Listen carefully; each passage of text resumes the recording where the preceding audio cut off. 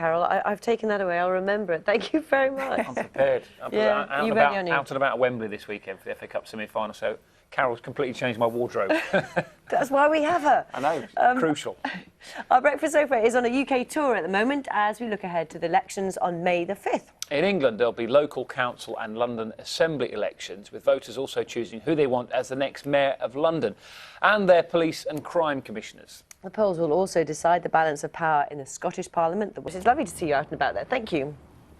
Election 2016, the Good Friday Agreement generation, where young voters put their questions to politicians. That's on tonight. BBC One, Northern Ireland at 9 o'clock.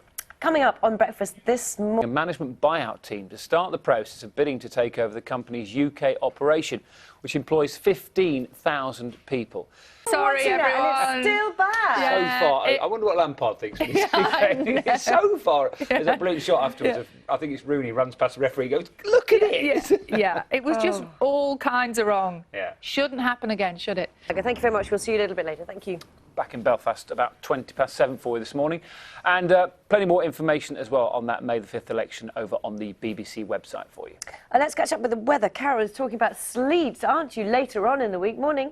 Good morning. Rain, sleet and hail. Thank you very much, Carol. Our Breakfast Sofa is on a UK tour at the moment as we look ahead to the elections on the 15th. The Good Friday Agreement generation. This is where young voters are going to be putting their questions to politicians. That's tonight on BBC One Northern Ireland at 9 p.m. Dan, Louise, I know you love quirky facts, so I'm going to give you a couple. On the Titanic, when it came to food, 40,000 eggs, 15,000 bottles of ale. Good time to be had by all. Plus you had a gym, a pool, a Turkish bath and kennels for first-class dogs. Couldn't have been too bad, apart from the end, of course.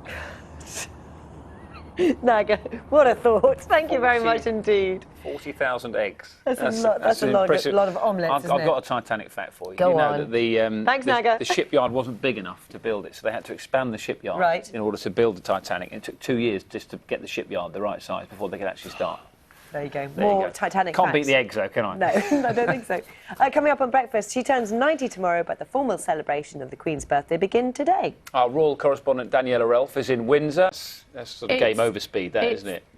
Yeah, that's very brave. You've got to push the boundaries, haven't you? Yeah, he's doing it. Yeah, as we all do every morning. Our BBC Breakfast Sofa is in Northern Ireland this morning as we continue to tour the UK to explore the issues at stake ahead of next month's elections. We're in Belfast, and Naga's there. Good morning. Added the little shiver there, Carol, as well. Thank you. The weather.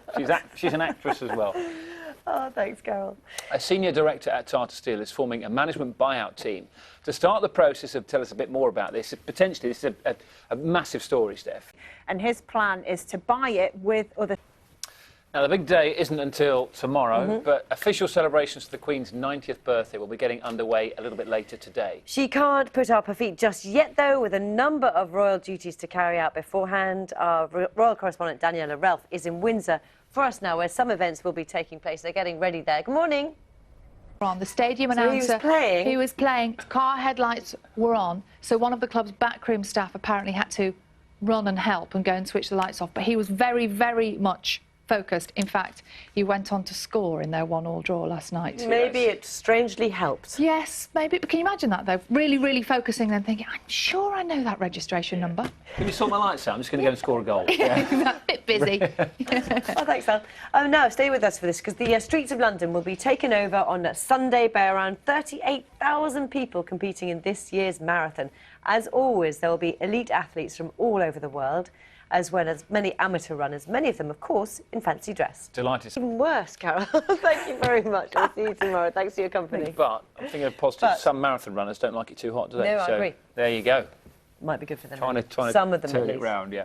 Now, in recent months, Prince William's commitment to royal duty has come under scrutiny, with some newspaper headlines describing him as work-shy. But in a BBC interview on the eve of the Queen's 90th birthday, he's spoken of the need for balance in his life. The Duke of Cambridge also spoke glowingly about the influence that his grandmother has had on him. He's been talking to us. Very much, and we'll see you next week. Thank you.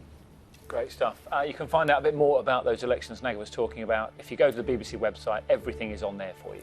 We will be speaking to the singer Rufus Wainwright in just a few minutes. It's all about Shakespeare and music. And sonnets and that. But before that, a last brief look at the headlines wherever you're watching Breakfast this morning. See you in a couple of minutes.